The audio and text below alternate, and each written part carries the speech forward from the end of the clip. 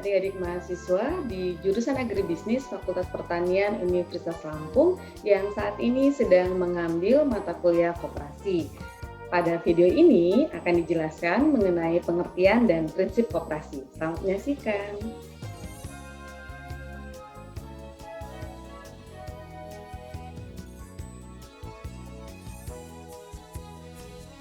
Materi pada kali ini yaitu mengenai pengertian dan prinsip koperasi. Adapun subcapaian pembelajaran mata kuliah yaitu mahasiswa diharapkan akan memahami pengertian dan prinsip koperasi. Jadi dimulai dari pengertian koperasi, landasan, asas, dan tujuan dari koperasi, kemudian fungsi dan peran koperasi, serta prinsip-prinsip pada koperasi. Pengertian koperasi, jika dilihat dari asal katanya, yaitu dari bahasa Latin, cooperation. Bahasa Inggris itu cooperation yang berarti kerjasama, co itu berarti bersama-sama, dan operation yang berarti bekerja. Bahasa Belandanya yaitu coöperati yang berarti bekerja sama. Dari bahasa Indonesia, itu artinya adalah bekerja bersama atau bekerja sama atau kerjasama. Jadi koperasi ini merupakan organisasi atau lembaga ekonomi modern yang mempunyai tujuan, mempunyai sistem pengelolaan, mempunyai tertib organisasi, bahkan mempunyai asas dan sendi-sendi dasar. Menurut Hatta dalam Baswir 2000, koperasi itu didirikan sebagai persekutuan kaum yang lemah untuk membela keperluan hidupnya. Mencapai keperluan hidupnya dengan ongkos yang semurah-murahnya, itulah yang dituju. Pada koperasi didahulukan keperluan bersama, bukan keuntungan. Kemudian berdasarkan ILO dalam Sudarsono 2002, koperasi itu adalah suatu perkumpulan orang, biasanya yang memiliki kemampuan ekonomi terbatas, yang melalui suatu bentuk organisasi perusahaan yang diawasi secara demokratis. Masing-masing memberikan sumbangan yang setara terhadap modal yang diperlukan, dan bersedia menanggung risiko serta menerima imbalan yang sesuai dengan usaha yang mereka lakukan. Kemudian di Indonesia itu ada Undang-Undang Nomor 25 Tahun 1992 yang mengatur tentang koperasi, dan yang terbaru ada Peraturan Pemerintah Nomor 7 Tahun 2021. Dijelaskan bahwa koperasi adalah badan usaha yang beranggotakan orang seorang atau badan hukum koperasi dengan melandaskan kegiatannya berdasarkan prinsip koperasi, sekaligus sebagai gerakan ekonomi rakyat yang berdasar atas asas kekeluargaan. Nah, ini jadi secara lebih rinci pengertian koperasi itu bisa dijabarkan poin-poinnya. Yang pertama, koperasi didirikan atas dasar adanya kesamaan kebutuhan di antara para anggotanya. Jadi adanya kebutuhan yang sama ini selanjutnya diusahakan pemenuhannya melalui pembentukan usaha dengan wadah koperasi ini secara bersama-sama. Jadi diharapkan dengan wadah koperasi ini kebutuhan-kebutuhan dapat dipenuhi dengan cara yang lebih baik dibandingkan kalau orang per orang itu memenuhi kebutuhannya sendiri-sendiri. Kemudian yang kedua, koperasi didirikan atas dasar kesadaran mengenai keterbatasan kemampuan. Jadi individu-individu ini pasti punya keterbatasan untuk kemampuannya, sehingga kemudian merasa perlu untuk menyatukan diri demi tercapainya kebutuhan sendiri itu, kemudian juga demi kepentingan bersama yang lebih besar. Jadi menolong diri sendiri untuk memenuhi kebutuhan hidupnya juga bisa memberikan manfaat untuk banyak, menolong orang lain, kemudian muncul jiwa rasa setia kawannya di dalam wadah koperasi ini. Nah, koperasi didirikan atas dasar kesukarelaan dan keterbukaan. Jadi tidak boleh ada paksaan untuk menjadi anggota koperasi. Syarat utama untuk menjadi anggota koperasi itu bukan status sosial atau jenis pekerjaannya, tapi adanya kemauan yang kuat untuk berusaha bersama-sama gitu. Jadi harus berdasarkan kesukarelaan tanpa paksaan. Nah, koperasi ini kemudian menjunjung tinggi asas demokrasi. Karena koperasi ini dimiliki, kemudian diatur dan dikelola serta diawasi secara bersama-sama oleh anggotanya. Sehingga kerjasama itu dilakukan atas kesamaan derajat kesamaan hak dan kewajiban. Jadi tidak ada perbedaan status, perbedaan hak dan kewajiban. Semua sama di dalam koperasi. Pengertian selanjutnya yang bisa dijabarkan yaitu koperasi itu didirikan untuk meningkatkan kesejahteraan para anggotanya atas dasar peri kemanusiaan. Jadi peningkatan kesejahteraan ini yang diupayakan oleh koperasi ini adalah untuk anggotanya sebagai manusia, sehingga pengelolaannya atau seluruh kegiatan yang dilakukan itu atas dasar peri kemanusiaan, bukan semata misalnya dasar kebendaan atau materi, hanya untuk materinya saja, tidak, jadi berdasarkan peri kemanusiaan.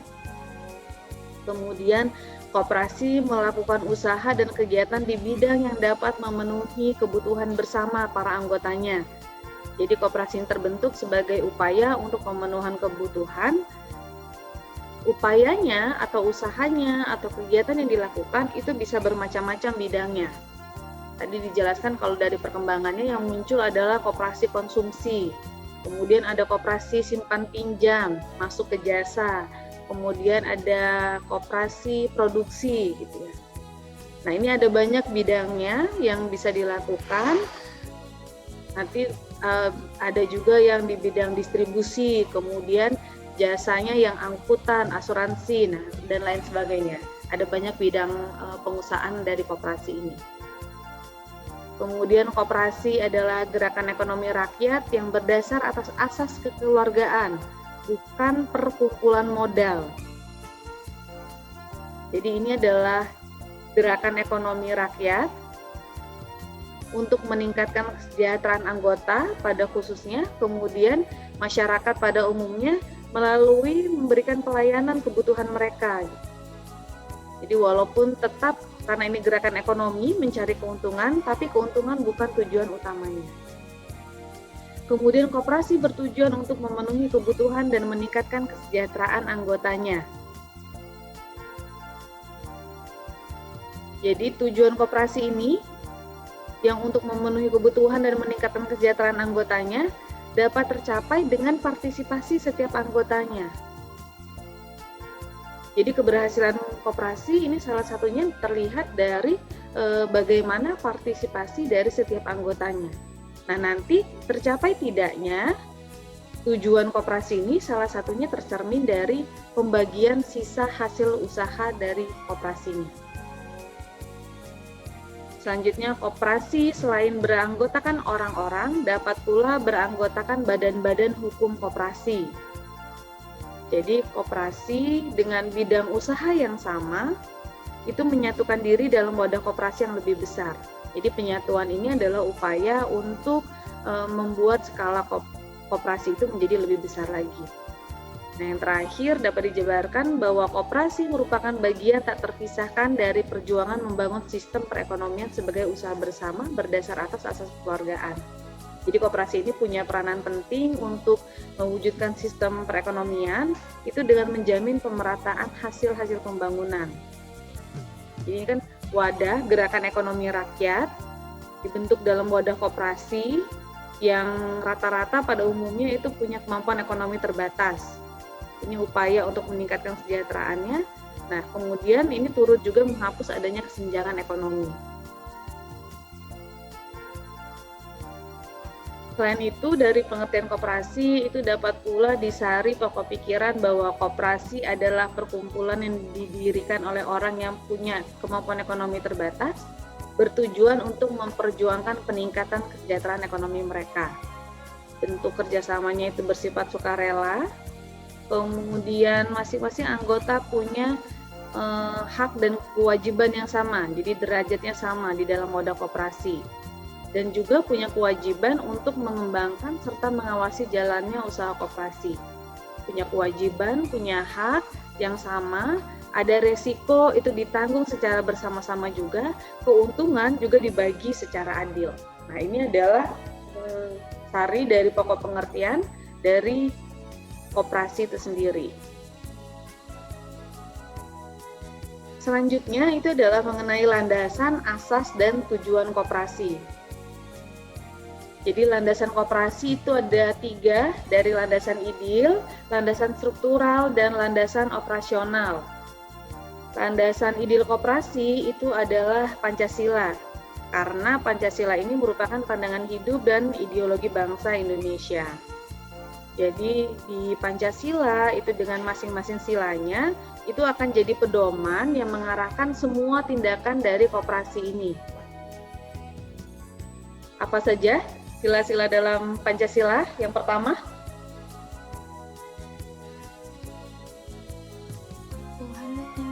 Tuhan yang Maha Esa, Bu. Oke. Kemudian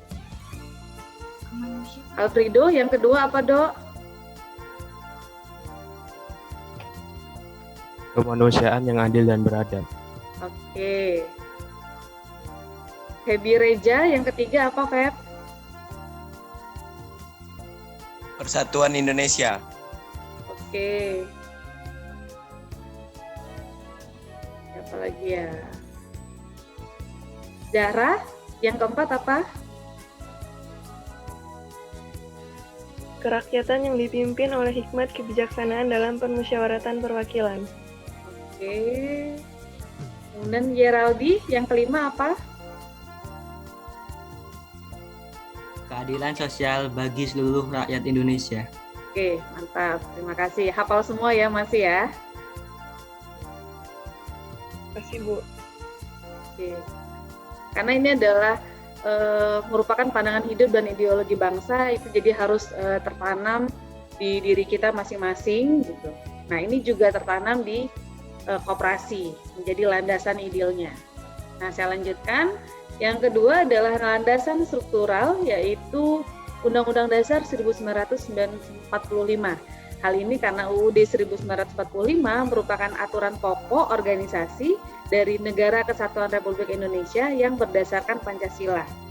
Di dalam UUD 45 ini terdapat berbagai ketentuan yang mengatur berbagai aspek kehidupan bangsa Indonesia dalam bernegara. Jadi kalau untuk koperasi itu di UUD 1945 ditegaskan dalam pasal 33 bahwa koperasi ini merupakan usaha yang dibangun dengan semangat usaha bersama berdasar atas asas kekeluargaan. Nah, kemudian landasan operasional yaitu UUD 1945 pada pasal 33 yang menyatakan bahwa kemakmuran masyarakatlah yang diutamakan, bukan perorangan, dan bentuk perusahaan itu sesuai dengan pengertian koperasi. Jadi kalau di dalam pasal 33 UUD 1945 ini hanya memuat ketentuan-ketentuan pokoknya, sehingga untuk penerapannya itu dijabarkan secara lebih rinci pada undang-undang lain tentang perkoperasian. Tentunya undang-undang atau peraturan lain tentang koperasi ini tetap harus bergerak atau bertitik tolak dari ketentuan dan semangat yang terkandung dalam pasal 33 ayat 1 UUD 1945. Nah, yang berlaku saat ini diatur dalam Undang-Undang Nomor 25 Tahun 1992 ditambah dengan PP ya Nomor 7 Tahun 2021.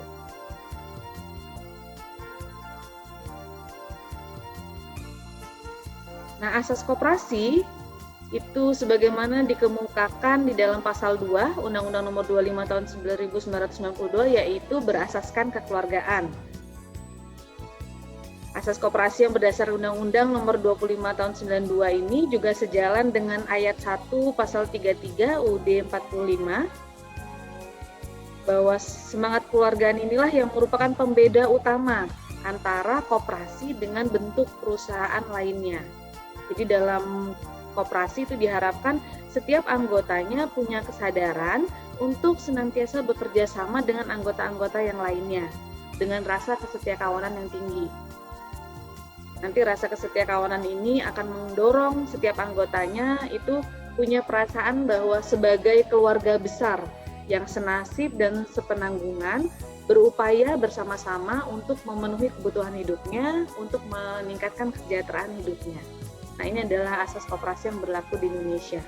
Kemudian tujuannya itu dikemukakan di dalam pasal 3 Undang-Undang Nomor 25 Tahun 1992 bahwa koperasi bertujuan untuk memajukan kesejahteraan anggota pada khususnya dan masyarakat pada umumnya, serta ikut membangun tatanan perekonomian nasional dalam rangka mewujudkan masyarakat yang maju, adil, dan makmur berdasarkan Pancasila dan UUD 45. Jadi garis besar pada tujuan koperasi ini ada 3. Yang pertama, untuk memajukan kesejahteraan anggotanya, kemudian untuk memajukan kesejahteraan masyarakat. Nah, yang ketiga adalah turut serta membangun tatanan perekonomian nasional. Nah, ini adalah tujuan dari koperasi berdasarkan Undang-Undang Nomor 25 Tahun 1992. Selanjutnya mengenai fungsi dan peran koperasi. Fungsi koperasi berdasarkan Sudarsono 2002 merupakan alat perjuangan ekonomi untuk mempertinggi kesejahteraan rakyat. Jadi diketahui bahwa perintisan koperasi di Indonesia itu berangkat dari adanya penindasan terus-menerus terhadap rakyat Indonesia yang berlangsung cukup lama, sehingga ini menjadikan kondisi rakyat Indonesia itu sangat memprihatinkan. Kesadaran rakyat kemudian meningkat, mau berjuang, mulai mengangkat senjata untuk mengusir penjajah. Nah, karena perlawanan ini, penjajah semakin tak segan menyiksa rakyat baik fisik maupun mental. Di sisi lainnya, para lintah darat dan pengijon justru memanfaatkan keadaan sehingga semakin banyak rakyat terlilit hutang. Nah, inilah kemudian yang memprakarsai terbentuknya koperasi di Indonesia sebagai perjuangan ekonomi untuk mempertinggi kesejahteraan rakyat. Nah, yang kedua fungsinya adalah alat pendemokrasian nasional. Mengapa? Karena pelaksanaannya itu diwujudkan dalam asas dan sendi dasar kekeluargaan dan kegotong royonan, berlandaskan Pancasila dan UUD 1945.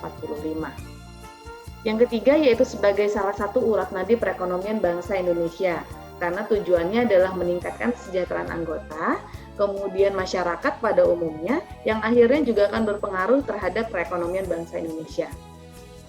Yang terakhir adalah alat pembinaan insan masyarakat untuk memperkokoh kedudukan ekonomi bangsa Indonesia, serta bersatu dalam mengatur tata laksana perekonomian rakyat.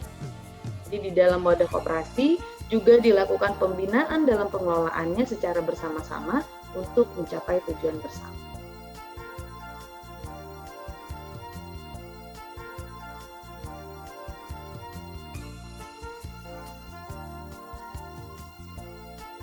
Peran koperasi yaitu membangun dan mengembangkan potensi serta kemampuan ekonomi anggota pada khususnya dan masyarakat pada umumnya untuk meningkatkan kesejahteraan ekonomi dan sosial. Jadi berangkat dari upaya untuk pemenuhan kebutuhan bersama dengan memanfaatkan segala sumber daya yang dimiliki, bekerja sama untuk mencapai tujuan yang diharapkan. Dalam usaha koperasi, keuntungan itu bukan motif utamanya, karena motif utama koperasi adalah memberikan pelayanan kepada setiap anggotanya. Jadi meskipun sumber daya atau potensi ekonomi para anggota koperasi itu umumnya cukup kecil, tapi melalui wadah koperasi inilah kemudian sumber daya yang kecil itu disatukan sehingga membentuk kekuatan yang lebih besar lagi. Kemudian koperasi berperan serta secara aktif dalam upaya mempertinggi kualitas kehidupan manusia dan masyarakat. Dari sisi mempertinggi kualitas kehidupan ekonominya, koperasi ini dapat meningkatkan penghasilan anggota-anggotanya karena keuntungan yang diperoleh itu dibagikan kepada para anggotanya secara merata berdasarkan perimbangan jasa dan partisipasi masing-masing anggota dalam pelaksanaan usaha koperasi. Kemudian dari sisi kualitas SDM, koperasi juga membentuk kualitas SDM yang lebih baik karena dalam koperasi itu dapat menumbuhkan sikap jujur dan keterbukaan dalam pengelolaannya. Contoh dari kondisi keuangan koperasi itu dapat diketahui oleh setiap anggotanya dan setiap anggota itu dapat mengelola serta mengawasi koperasi tersebut. Nah, selain itu di dalam koperasi itu juga dibentuk semangat kerjasama dan kesetiakawanan yang tinggi. Peran selanjutnya yaitu memperkokoh perekonomian rakyat sebagai dasar kekuatan dan ketahanan perekonomian nasional dengan koperasi sebagai soko burunya. Seperti penjelasan sebelumnya, jadi di pasal 33 ayat 1 UUD 1945 bahwa perekonomian nasional itu berdasar atas dasar ekonomi yang demokrasi. Sehingga yang jadi pertimbangannya adalah kemakmuran semua orang, bukan kemakmuran orang per orang. Peran koperasi yaitu juga berusaha untuk mewujudkan dan mengembangkan perekonomian nasional yang merupakan usaha bersama berdasar atas asas kekeluargaan dan demokrasi ekonomi. Jadi koperasi ini punya sifat khusus dibandingkan pelaku ekonomi lainnya, sehingga punya kedudukan yang mulia di sistem perekonomian Indonesia. Koperasi ini diharapkan memiliki usaha yang sehat dan tangguh melalui pengelolaan yang sungguh-sungguh dari para anggotanya.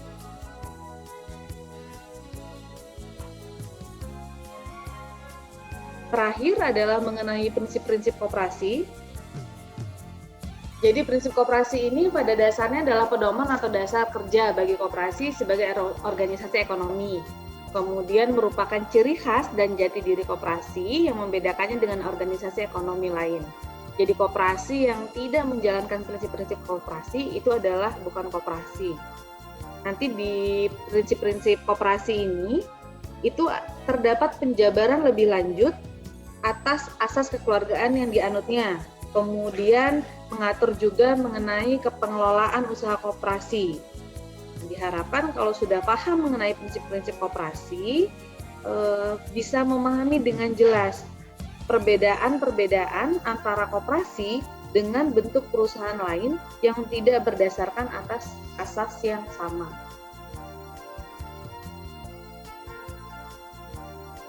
Ini tadi di kelompok 1 sudah menjelaskan mengenai sejarah perkembangan koperasi. Jadi pertama kali koperasi itu muncul di Rockdale. Nah ini juga yang mendasari bermulanya prinsip koperasi. Jadi bermula dari prinsip-prinsip yang dikembangkan oleh koperasi konsumsi pertama di Rockdale, yaitu di slide sebelumnya, di materi sebelumnya sudah dimunculkan bahwa prinsip yang dianut oleh koperasi konsumsi di Rockdale itu terkenal dengan the Principles of Rockdale. Jadi kalau di Principle of Rockdale itu ada 9 poin mengenai prinsip-prinsipnya, yaitu barang dijual bukan barang palsu dan dengan timbangan yang benar. Kemudian penjualan barang dengan tunai, harga penjualan menurut harga pasar. Kemudian sisa hasil usaha itu dibagikan kepada para anggota menurut perimbangan jumlah pembelian tiap-tiap anggota koperasi. Kemudian masing-masing anggota punya satu suara, netral dalam politik dan keagamaan. Kemudian adanya pembatasan bunga atas modal, keanggotaan bersifat sukarela, dan semua anggota menyumbang dalam permodalan.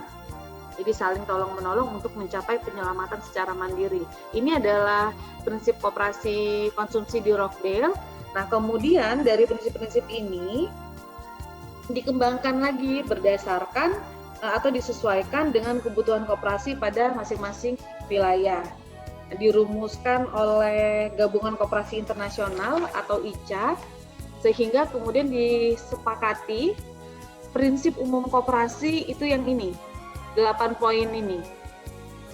Keanggotaan itu berdasar atas sukarela dan terbuka, kemudian segala urusan berdasar atas demokrasi, one man one vote, kemudian distribusi pendapatan atau surplus secara proporsional, modal diberi bunga terbatas, pembayaran secara tunai, barang dijual dengan harga pasar saat itu, netral dalam politik dan keagamaan, menjual barang-barang murni dan tidak dipalsukan, serta memajukan pendidikan anggota. Nah, ini adalah rumusan prinsip umum koperasi berdasarkan kesepakatan pada Kongres ICA atau Gabungan Koperasi Internasional. Di Indonesia, prinsip koperasi itu tertuang dalam Undang-Undang Nomor 25 Tahun 1992. Jadi koperasi melaksanakan prinsip keanggotaan bersifat sukarela dan terbuka. Tadi ya, jadi untuk menjadi anggota koperasi itu setiap anggota punya hak yang sama, boleh untuk menjadi anggota koperasi. Kemudian sifat keanggotaannya sukarela, jadi tidak boleh dipaksakan oleh siapapun saat menjadi anggota koperasi. Kemudian juga bersifat terbuka. Jadi dalam hal keanggotaan koperasi itu tidak dilakukan pembatasan atau diskriminasi dalam bentuk apapun. Nah, di sukarela ini juga mengandung makna bahwa tidak ada paksaan untuk masuk menjadi anggota dan juga tidak ada larangan untuk mengundurkan diri dari keanggotaan koperasinya sesuai dengan syarat yang ditentukan atau aturan masing-masing yang telah disusun dalam anggaran dasar koperasinya. Kemudian pengelolaan dilakukan secara demokratis. Jadi keputusan di dalam koperasi itu adalah keputusan para anggotanya. Jadi para anggotanya lah yang punya pemegang atau melaksanakan kekuasaan tertinggi di dalam koperasinya. Nah, yang ketiga itu pembagian SHU dilakukan secara adil dan sebanding dengan besarnya jasa usaha masing-masing anggota. Jadi beda dengan praktik perusahaan lainnya, terutama yang terbentuk misalnya perseroan terbatas. Kalau koperasi, pembagian sisa hasil usahanya kepada para anggota itu didasarkan atas perimbangan jasa masing-masing anggota dalam usaha koperasi. Jadi dihitung berdasarkan besarnya volume transaksi anggota dalam keseluruhan volume usaha. Ini kan berbeda kalau bentuk usahanya di perseroan terbatas, itu pembagian keuntungannya itu adalah berdasarkan jumlah kepemilikan sahamnya. Jadi mementingkan akumulasi modalnya. Nah, kalau koperasi tidak seperti itu. Kemudian pemberian balas jasa yang terbatas pada modal.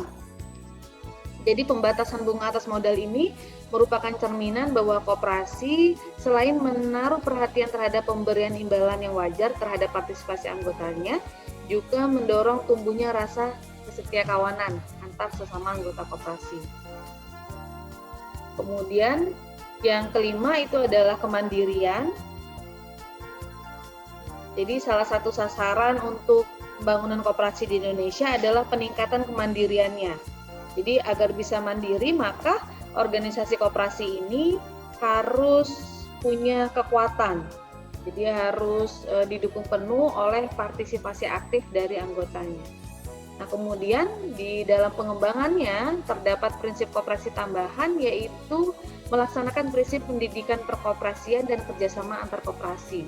Jadi di dalam moda koperasi itu juga ada proses pendidikan yang dilakukan dan kemudian juga melakukan kerjasama di antara koperasi. Nah, di Indonesia selain prinsip-prinsip yang telah tertuang dalam Undang-Undang Nomor 25 Tahun 1992 ini, juga ada yang namanya prinsip identitas ganda atau dual identity dalam pelaksanaan koperasi. Hari ini karena anggota koperasi itu merupakan pemilik sekaligus pelanggan dari koperasinya. Jadi kegiatan koperasi ini adalah dari, oleh, dan untuk anggota koperasi. Sehingga anggota koperasi itu tidak hanya sebagai pemiliknya, tapi juga sebagai pengelola dan pelanggannya. Jadi anggota koperasi ini adalah organisasi ekonomi yang dimiliki oleh para anggotanya dan ditugaskan untuk menunjang para anggotanya sebagai pelanggan dari perusahaan koperasi. Jadi didirikan oleh anggota untuk memenuhi kebutuhan hidupnya, kemudian dikelola oleh anggota, kemudian pelayanannya diberikan oleh anggota. Nanti hasilnya itu juga dinikmati oleh setiap anggotanya. Ini adalah materi mengenai pengertian prinsip koperasi yang dijabarkan melalui pengertian, landasan, asas, tujuan, fungsi, dan peran sampai ke prinsip-prinsip koperasi yang ada di Indonesia. Demikianlah penyampaian materi mengenai pengertian dan prinsip koperasi. Terima kasih.